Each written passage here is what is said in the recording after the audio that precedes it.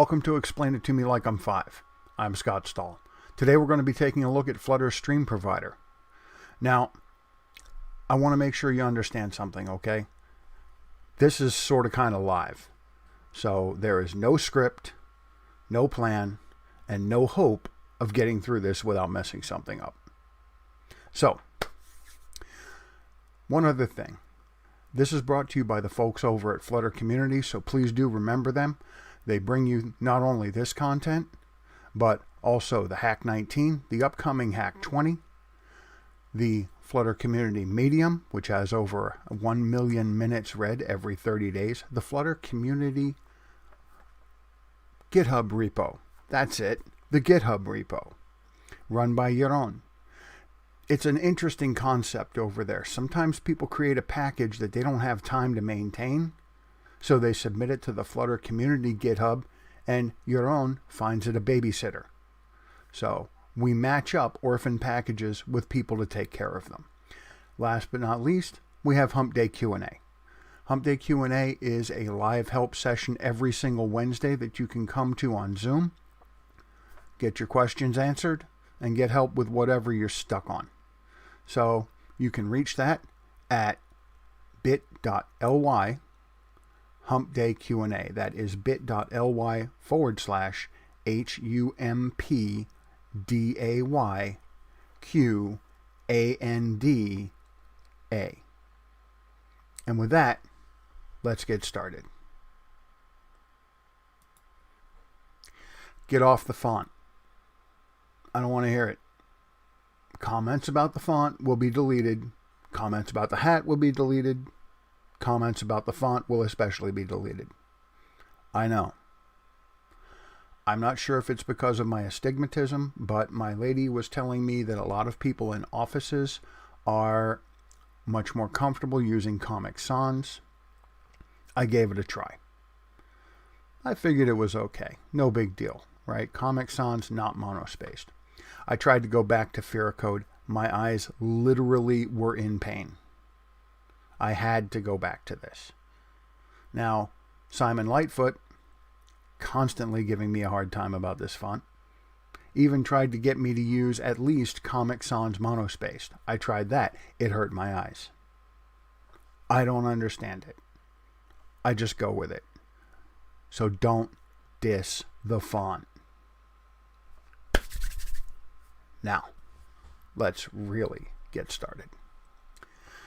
StreamProvider. StreamProvider is almost exactly the same and maybe even easier to use than the change notifier provider. However, there is an absolutely crucial fundamental difference. Okay? You've got to get this through your head. It might look like StreamProvider is sending value updates. It is absolutely not. That is what Change Notifier is doing. That is what Value Notifier and Value Listenable Builder are doing. StreamProvider is sending a stream of brand new objects. If you have a car class and your car is blue, if you use a Value Notifier, it will send the new information that blue has changed to red. And then your widget will rebuild with red. If you use a change notifier, it will tell you you've got a new car. Okay, no, I'm sorry, correction. It will tell you the car has changed.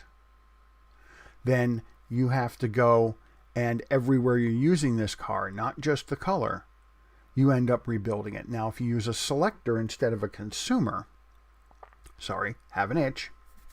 There, done. If you use a selector instead of a consumer, then you can weed that out and prevent unnecessary rebuilds.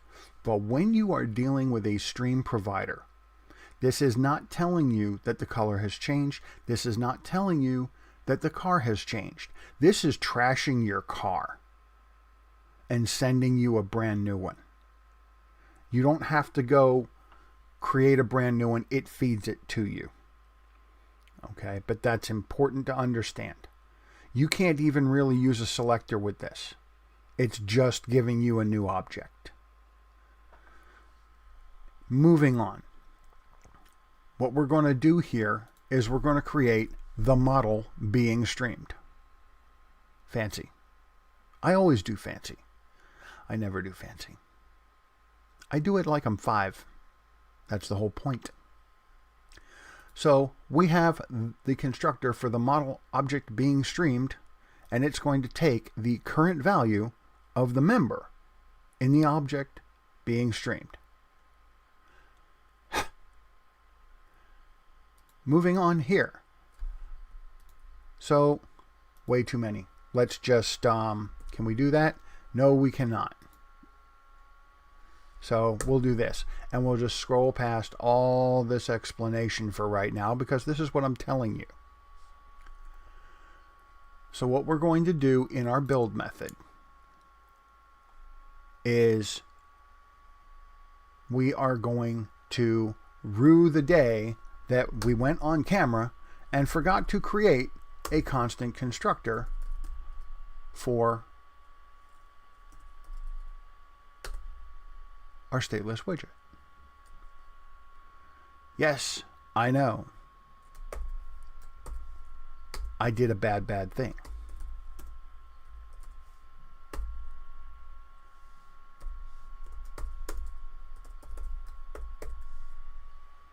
I did tell you there was no hope. Abandon all hope. So, make sure I've got my green check mark. You can't see it, but I'm moving the ADB out of the way there so I can see it, make sure that I've got that right. So now we have a constant constructor with the key the way that we're supposed to. In my defense, I use the standard STLSS, which has not been updated yet, tooling team. 2 other quick points, since we're kind of at a pause point. Number 1, I want to make it very, very, very clear. I am not a Googler. I do not work for Google. Please do not confuse that. I get that all the time. And I have to be very careful to make sure that no one at Google thinks I'm trying to pass myself off as a Googler. I do not work for Google. I do not work for the Flutter team. If I'm really lucky, they answer my emails. Maybe. One other point, completely different. You see this? This is a t-shirt from IO19. Does anybody on the planet know what these symbols are supposed to mean? I have asked everyone. I have asked every Googler I know. I have asked Googlers I've never even met. Okay? Nobody knows what this is. So if you know what it is, please leave it in the comments. It's that same set of comments that you're not going to say anything about my font or my hat. Leave the hat alone too. The hat is actually, well, you see this? Yeah. We're shooting this in the middle of coronavirus. Nobody on the planet is getting a haircut right now. We are all just making do as best we can. I'm hiding it. Moving on. We're going to return a StreamProvider now that we have our constant constructor. And it is going to be of type model being streamed. Now this model object being streamed, each time the StreamProvider emits something, it's going to be spitting out a whole new model object, not an update. We have to give it some initial data. So we're going to send it the model object being streamed with the current value. What is the current value? Good point. Nah, we'll just do it this way.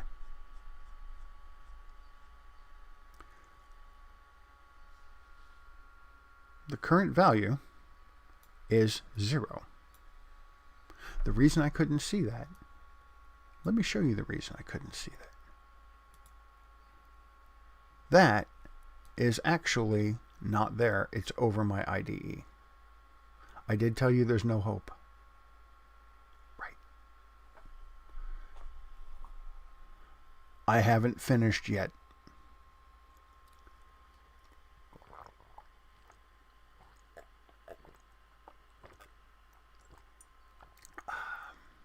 Almost.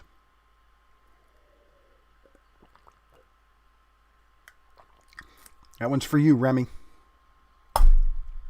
Now, the current value of the something something. We're going to run through our create. We're going to use the context. Sorry, we're passing the context, and we're going to return a current stream of object being streamed. In other words, you could just call this stream. But again, I have to explain this in terms a 5-year-old at least has a chance of understanding. Maybe. But this is why we explain it like we're 5. The model object being streamed is going to have a child that is a material app. The material app, of course, has a home, and it has our UI. Beep. So down here, we come to the constant constructor with a key for the stateless widget that is our UI. We go into our build context and into our build. Both are necessary right here. We return a scaffold, the app bar, etc., etc.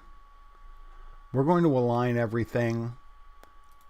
I don't like the way it looked when it was actually in the middle, so we bumped it up a little bit. This is X, positive is to the right, and negative is to the left. This is the Y. Negative is up, positive is down, and the 0 point is dead center. So, this right here, the child of our alignment, that has everything else in it, that has all the stuff you see, it's a standard consumer. There is nothing special at all about this consumer. Nada. It takes a model object being streamed. It could take a car. Doesn't matter. The builder has the context, of course, the new instance of the model object being streamed. We're not giving it a child that is going to be static and not rebuilt. Not necessarily static, but you know what I mean. It means that this right here could be a child, and you would make it the child of the consumer. Okay, right down here. Okay, now let's say this is a big expensive mess. Now, if we don't want to rebuild our big expensive mess every single time because this container contains a list view with 4 more list views within it that all have columns within them, then we're not going to want to rebuild that every single time we get a new object coming out of the stream. What we're going to want is to leave this alone and just build this and then drop it in there, which is why you make it a child of the consumer. So what you do then is you can say child. Now, of course, this child, well, meh. That's beyond the scope of what we're doing.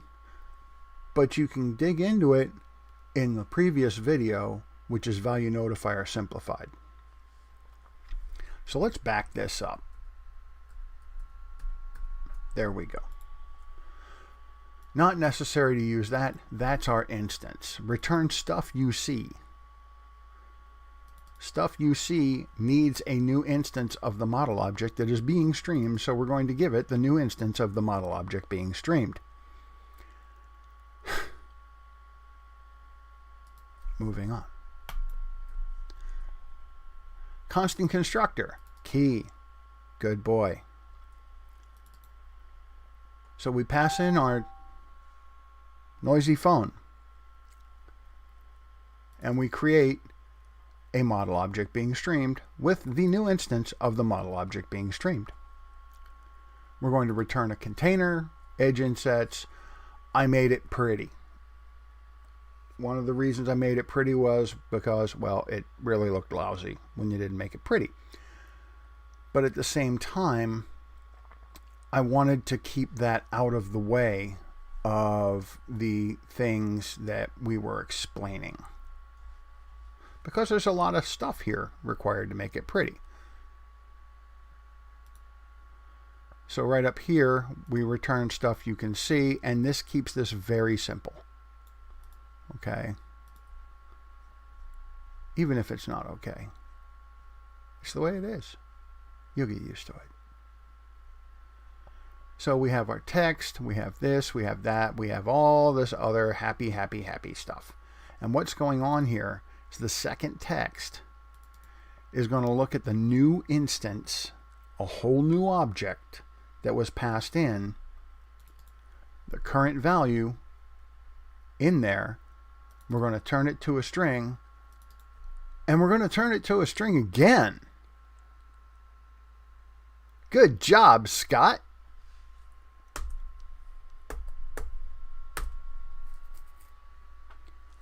Excuse me while I try to fix this problem.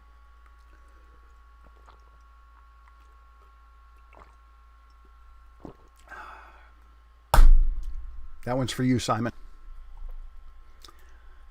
So that's where we're going to use this thing. And then the rest of this is just making it pretty. So one thing we didn't go over and should have by now is our model object being streamed. We're going to have a stream here. Okay. And it returns a stream of the model object being streamed periodic. So really this is just a periodic of the stream. The stream is of type model object being streamed. Basically, every 1 second, we're going to spit out the current periodic value plus 1. And then we're going to run this all the way up to 10,000. It will stop at 10,000. It will not loop. Basically, it just shows you how many times this thing has spit out a brand new object. And that is a stream of that. And this is where we use it up here in our StreamProvider with our initial data of 0. We're going to create the new object being streamed, because when we do this, it tells us what the initial value is. And the reason we have to give it an initial value, and this is kind of important, we have to give it an initial value because it's not fetching a new object out of the stream yet. It hasn't started.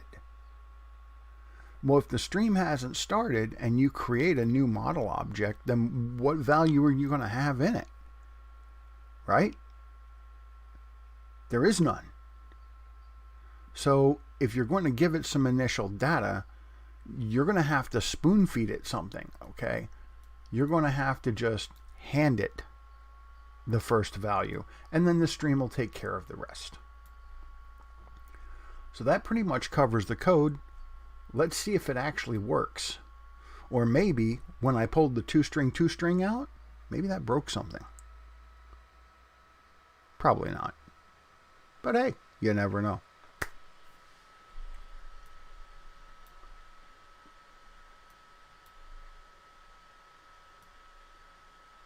Yeah, I know it's a little odd to put it over here on the right, but I found that when I kept refreshing over and over again when I was trying to do rapid prototyping, I didn't really like the fact that I lost a bunch of the bottom of my screen and I wasn't really using anything on the right. So I just kicked it over. So there you go. Now again, this is not incrementing. Okay, let me go into OBS Studio here. Unlock this so you can get a better look. This is absolutely not incrementing. These are new objects. So this is how many times the old object has been thrown out the window and a new one put in its place. So we are not updating the value. And this will keep going to 10,000. Really, that's about it. So hopefully, if you're 6, you understood this. Maybe. We try. But hey, that's really about it. So thank you for watching. I hope you got something out of this. Please consider becoming a patron of Flutter Community, and I'll catch you next time.